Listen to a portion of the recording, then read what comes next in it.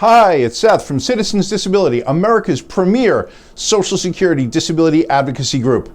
If you're watching this video, chances are either you or someone you care about has a back injury called a herniated disc, sometimes also known as a slipped disc. And you're wondering if that herniated disc can qualify a person for monthly disability benefits from Social Security. Today, I'm going to give you an answer. Now, when we say herniated discs, we're talking about spinal discs, and you can see what I mean right here. These discs sit in between the bones of your spine, which are called vertebrae, and their job is to both keep those bones together, but also to act as a kind of cushion for them. These discs work pretty hard. They have a rugged, tough exterior called an annulus fibrosus, and a softer, gel-like inside called a nucleus pulposus. And when a disc slips or becomes herniated, what's happened is that a tear has opened in the exterior, and the softer, gel-like inside is getting squeezed out, which is exactly as horrifying as it sounds, and to be clear, it is not comfortable at all. Aside from the serious pain this can cause, a herniated disc can also disrupt the functions of your back, your arms, and your legs. As to whether a herniated disc can qualify a person for SSDI benefits, the answer is absolutely it can, but there's more to it than just having the diagnosis. Let me explain. Now, in their manual, called the Disability Evaluation under Social Security, the Social Security Administration lists a wide variety of conditions, diseases, and illnesses that can qualify a person for SSDI benefits. Manual is also widely known, commonly referred to as the Blue Book. And this Blue Book also lists specific criteria for each condition or impairment that they're looking for to see if a person will qualify as disabled. Herniated discs are listed in the Blue Book, and they're in section 1.04, which deals with disorders of the spine, and it's just one of several different conditions in that section. When the SSA considers the application of a person with a herniated disc, there's a few different specific criteria that they're looking for to determine whether or not that person, quote unquote, meets the listing. Now, I've put the listing up on the screen here, and it only takes a quick look to realize this is some pretty complicated stuff. And don't worry if some of it doesn't make sense. These listings and these in-depth criteria are mostly written for medical professionals and for specially trained examiners who work for the Social Security Administration.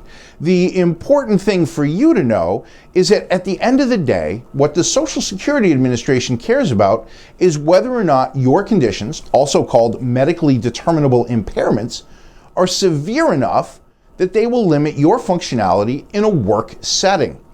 The question the Social Security Administration is looking to answer is whether or not that herniated disc rises to the level of a severe impairment that is bad enough to prevent you from sustaining work for at least 1 year. But the important thing to remember is that to qualify, an applicant doesn't have to meet that listing exactly. And you don't have to point to just one condition and say, hey, this is why I'm disabled. The SSA will consider all of your conditions together when they make your determination. So you may have multiple conditions that combine to prevent you from sustaining work. If the effects of your herniated disc alone don't meet the listing, well, don't worry. The Social Security Administration will look at your other medical conditions together with the disc injury to determine whether or not you are disabled and can qualify for monthly benefits.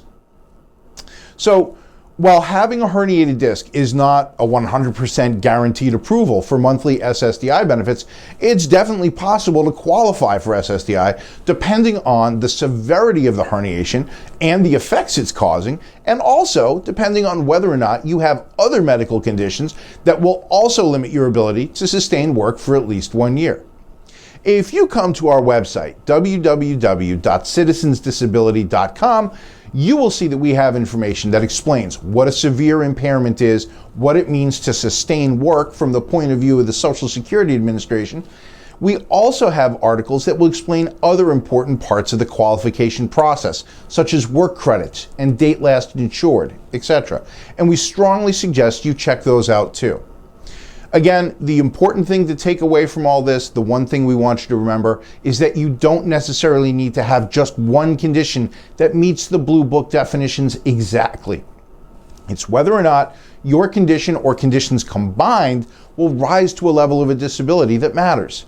Now, if you or someone you care about is thinking about filing a claim for Social Security disability insurance benefits, we highly encourage you to read some of the articles on our website that explain the qualification process and the application process.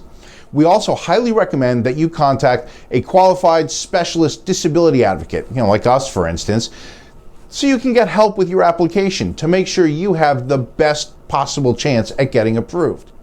And if you're ready to take the next step, if you'd like to see if we can help you, please visit us anytime at www.citizensdisability.com or call us 24/7 at this number here to my left.